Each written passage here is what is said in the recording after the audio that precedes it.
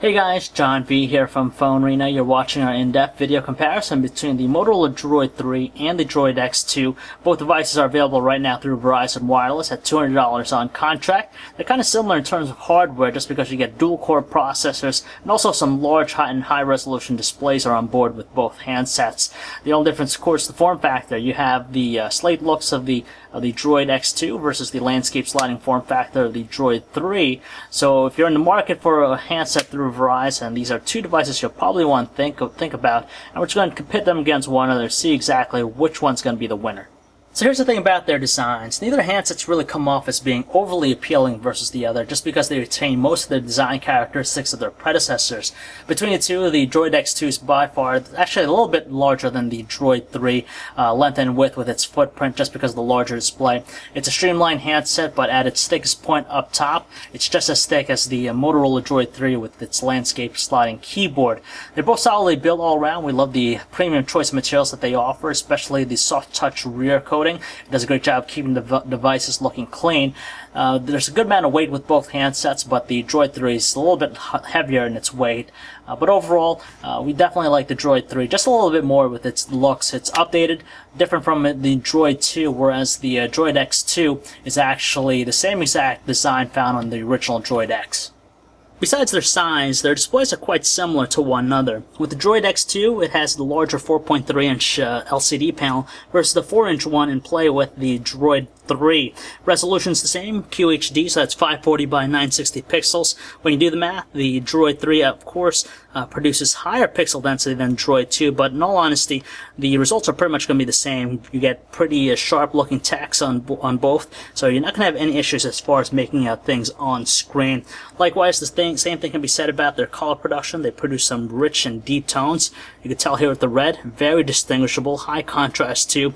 We love the colors that they produce, though viewing angles are still questionable just because just moving it slightly kind of fades the colors a little bit, and in outdoor usage we still need to shield them away from the sun to view what's on screen, but both handsets offer nice looking displays. With the DROID X2's physical buttons below its displays, it's almost unlikely to accidentally press them, whereas with the DROID 3 that use capacitive ones, there might be a tendency, but thankfully the lip here allows you to grip the handset without accidentally pressing them. Above their displays you find their narrow-looking earpieces here, but with the DROID 3, the one advantage it has is the fact that it packs a front-facing camera so you can do video chat and also take self-portraits, something that's not offered by the DROID X2. As you can probably tell with the volume rockers, they're pretty much the same shape and size, but the DROID 3 has pronounced ones, but it requires a lot of force to push down, whereas the DROID X2 is a lot easier to push. Likewise, the same could be said about their dedicated power buttons. They're both located on the top edges, right in the middle. The DROID X2's power button just has a better response in pushing down. It's not as resistive as the one on the DROID 3, and you can tell also they have their 3.5mm headset jacks. Meanwhile, on the left edge of both phones, we find the same exact ports. You have the micro HDMI ports, which allows you to output high-definition videos and even get a mirrored experience. And on top of that, you have their micro USB ports for data and charging connectivity. In the rear, we find there are 8-megapixel autofocus cameras on both handsets, but the DROID X2 has a dual LED flash versus a single one on the DROID 3. It's worth noting also the DROID 3 has the ability to shoot 1080p videos as opposed to the 720p on the DROID X2. Even though we love the DROID X2's metallic back cover, which provides a good amount of durability, it's just way too easy to remove. It just slides off just like that. Sometimes we find it happening in our pockets. But with the DROID 3, it uses plastic cover, and you really got to use a lot of force to yank it off. But once you get them off on both handsets, you have access to their batteries, their SD card slots, and you can tell with the DROID 3 there's nothing in there, but it has 16 gigabytes of internal storage, whereas the DROID X2 has an 8 gigabyte card and an additional 8 gigabytes of internal storage. And finally, the DROID 3 has the great distinguishability of having global support with its SIM card slot. And finally, the last big differentiator between the two handsets is the fact that the DROID 3 packs that iconic landscape keyboard. You can tell here one of the better ones on the market that we've used, and it's just a convenient option that's not available with the DROID X2. Very quickly, we're just going to show you a few different images just to show the kind of color production of both handsets. As we mentioned already, they're both going to be the same, and you can tell this image here, they produce some distinctive looking colors. You can tell right here with the magentas, the yellows, very nice looking indeed. I'm going to show you a few more here. Tell the reds and the yellows, very, very vibrant. The whites are pretty strong in their output. Definitely like the deep tones with the reds there. And you can tell with this image here, which has a lot of purple and pink, quite similar in terms of their output. And all in all, we're pretty happy with their overall appearance. As we all know, the Motorola DROID X2 managed to have the prestigious title of being Verizon's very first smartphone to feature a dual-core processor. In fact, it's an NVIDIA Tegra 2 chipset in there, as opposed to the dual-core 1 GHz TI OMAP 4 processor on the DROID 3. As far as just performance, you can tell here just by navigating between the home screen panel, they're both pretty good and responsive, but the DROID 3 just exhibits a slightly smoother tone with its appearance. You can tell there's a slight choppiness to the DROID X2. When we get to the app panel here, I'm just going to scroll real quick through the listing. You can tell again, it's just a little bit more smoother looking with the DROID 3. But for other operations, other basic ones, such as opening up apps, kinetic scrolling, making selections, it's going to be on par to one another. And even with the graphically intensive live wallpaper activated, it doesn't really slow down or stutter that much. Surprisingly enough, both handsets offer a different take with their customized Android experiences, but with the DROID 3, it has Android 2.3 Gingerbread versus the Android 2.2 Froyo experience on the DROID X2. The thing we like about the DROID 3 is the fact that it just offers a ton more looking transition and 3D effects with its presentation, which is definitely eye-catching and appealing versus the static and more 2D approach of the DROID X2. Still though, you get a lot of usefulness with things like their widgets. You could actually resize them to any length and width, and they'll automatically modify. So that's pretty nice, but just because of the DROID 3 being newer, you can tell there's just a lot of visual eye candy with its presentation, and something that's going to attract people, no doubt. But all in all, at their core, they still offer all the presentation and also customization aspects that you expect out of any Android-powered smartphone. Obviously, the DROID 3 has the advantage with its convenient physical keyboard, but if you're going to go with the on-screen routes, just expect the experience to be the same. Nothing really too different about it. Of course, the layouts are pretty spacious. There's two different offerings. You have the multi-touch keyboard on board with both handsets, as well as swipe. Just because the DROID X2's display is larger, of course, it's slightly more spacious, but nothing really too extravagant versus what's offered on the DROID 3. All in all, we love their responsive tendencies, so for speedy texters out there, they'll fall in love with either device. If you're big into emailing, you're not going to have any issues with either handsets just because they offer a great experience with the Gmail application. You get all the rich set of features such as threaded conversations and labeling stuff. All in all, there's nothing too different. There's plenty of spacious room with their displays, so you can see pretty much everything on screen at once. At the same time, we could say the same thing about their core organizer apps, such as the calendar. They function quite the same, nothing different with their presentation and everything else. Also, things like the calculator, the address book, pretty much on par to one another. Nothing different just because they're both Android-powered smartphones. With both handsets being classified as high-end devices, the web browsing experience is of course more than satisfactory to our taste just because they offer flash support to give us that desktop-like experience. As far as the rest of the performance, you can tell kinetic scrolling is going to be the same. A little bit jerky though, but at least it's responsive enough to actually accept. Same thing applies to the pinch gesture series, you can tell. All in all, it's a pretty good experience on both handsets.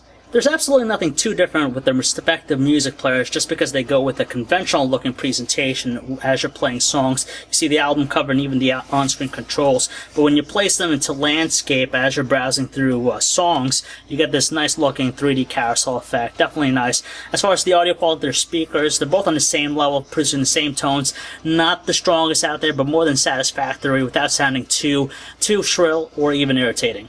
Meanwhile, the video watching experience on both handsets are also the same, nothing different. The video we have here is encoded in DivX 1080p resolution, so that's 1920 by 1080, and you can tell plenty of rich details, and seeing that they have the same exact display in use, produce some nice looking colors, and it's moving at a good frame rate, no stuttery movement whatsoever. So either way, you're going to love the experience on both handsets. Seeing that both handsets pack 8-megapixel autofocus cameras in the rear, you'd expect the quality to be kind of the same, but in fact they're complete opposite direction from one another. On top we have the samples with the DROID X2, at the bottom DROID 3. By far the biggest difference, just color production, with the DROID X2 producing more accurate looking ones than the DROID 3. So you can tell here with the greens, the reds, a lot more vibrant looking on the DROID X2. If we zoom in here, we'll show you exactly what we mean. Here's a good photo. You can tell the reds there, a lot more prevalent with the Droid X2's results. At the same time, details are also a lot sharper looking with the Droid X2.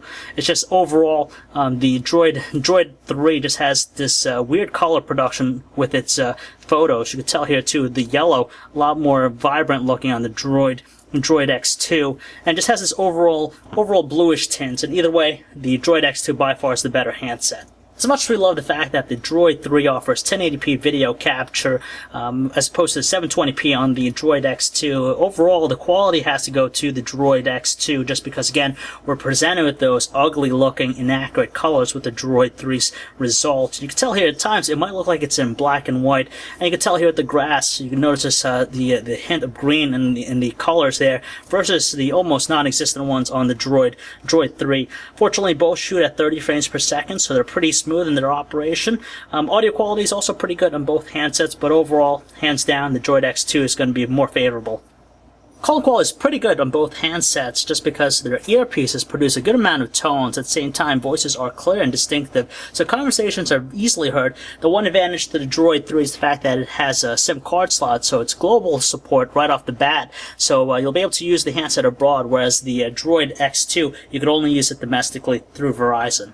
In addition, it looks like signal strength is pretty good with both handsets just because in high coverage areas that we're at right now, they're producing a good amount of signal strength and it doesn't fluctuate that much during our testing. Even though they both pack dual-core processors, battery life is average with both devices, so we're pretty happy with that. Normal usage, we're able to get at least a solid state use out of both devices, but it seems like the Droid X2 slightly exhibits better battery life than the Droid 3. As far as talk time, the Droid X2 also wins it. We managed to get almost close to 10 hours of talk time on a single charge, whereas the Droid 3 were able to get only 8 hours. So there's no denying that these two handsets are high-quality products from Motorola's camp, but when you factor in their $200 price point with a contract, it just seems like the Motorola Droid 3 offers a ton more bang for the buck. On top of that, you get a lot of stuff that's not offered or available with the Droid X2. First and foremost, you get the convenience of the keyboard, one of the better layouts out there in the market we've seen of late. It's very spacious and more than usable, a lot better than the on-screen options. On top of that, you have the front-facing camera, so you can do video chat and also shoot self-portraits. Again, something that's omitted by the Droid X2. You have global capabilities with the handset, so you'll be able to place voice phone calls domestically and also abroad, whereas the Droid X2, you're only limited to using it in Verizon's network in the US. Rounding out the stuff is, of course, the Android experiences. You have Android 2.3 Gingerbread versus Froyo, and you have that updated, really nice-looking user experience with the Droid 3. It has just a lot of nice visualization effects, and looks far better than the staticky approach with the Droid X2. But the one thing about the Droid X2 is, of course, the better camera quality. That's pretty much its only highlight versus the Droid 3. But in any event, if you haven't picked a handset yet, or you're in the market to buy one, and you're considering these two devices, by far you want to stick with the Droid 3 just because it just really packs a wallop with its offerings. So if you'd like to learn more about both handsets, you can check out our website, PhoneArena.com. Thanks for watching, guys.